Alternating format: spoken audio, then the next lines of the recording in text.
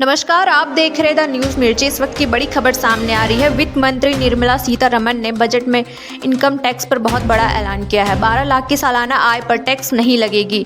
New tax regime के लिए income tax में बड़ी छूट।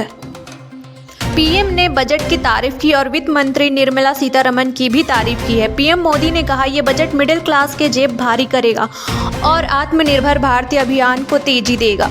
पीएम मोदी ने यह भी कहा, आज भारत विकास यात्रा का एक महत्वपूर्ण पड़ाव है। ये 140 करोड़ भारतीयों के आकांक्षाओं का बजट है। ये हर भारतीयों के सपनों को पूरा करने वाला बजट है।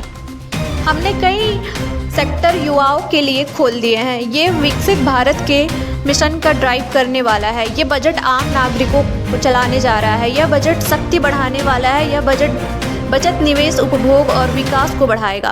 पीएम मोदी ने आगे कहा, मैं जन केंद्रित बजट लाने के लिए निर्मला सीतारमण और उनकी पूरी टीम को बधाई देता हूं। आमतौर पर बजट का फोकस इस बात पर रहता है कि सरकार का खजाना कैसे भरेगा, लेकिन ये बजट उससे बिल्कुल उल्टा है। ये बजट देश के नागरिकों की जेब कैसे भरेगा, देश के नागरिकों की बचत कैसे बढ़ेगी और देश के नागरिक विकास के भागीदार कैसे बनेंगे।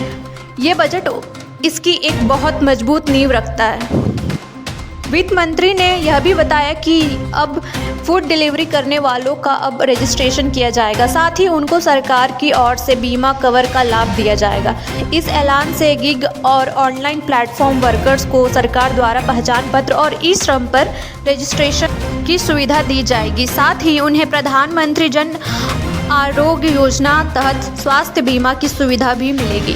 वहीं बिहार का विधानसभा चुनाव कुछ ही महीने में आने वाला है। इससे पहले बजट में वित्त मंत्री निर्मला सीतारमण ने राज्य को कई सौगात दी है। वित्त मंत्री राज्य के लिए मखाना बोर्ड बनाने की घोषणा की है। राज्य में नए ग्रीन फील्ड एयरपोर्ट बनाए जाएंगे। इसके अलावा पटना IIT और पटना एयरपोर्ट का भी विस्तार किया जाएगा। वित्त मंत्री सीतारमण ने अंडमान निकोबार और लक्षद्वीप में टिकाऊ मत्स्य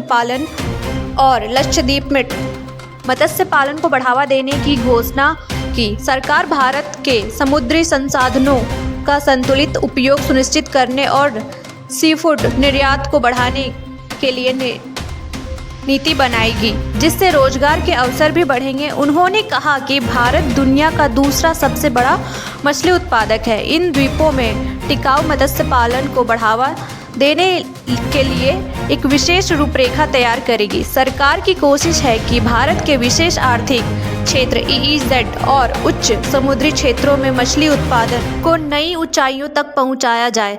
इससे सी फूड इंडस्ट्री को मजबूती मिलेगी और देश के मछुआरों को नए अवसर मिलेंगे। भारत में नए बजट के ऐलान से मिडिल क्लास के लोगों को काफ़ी राहत मिली है।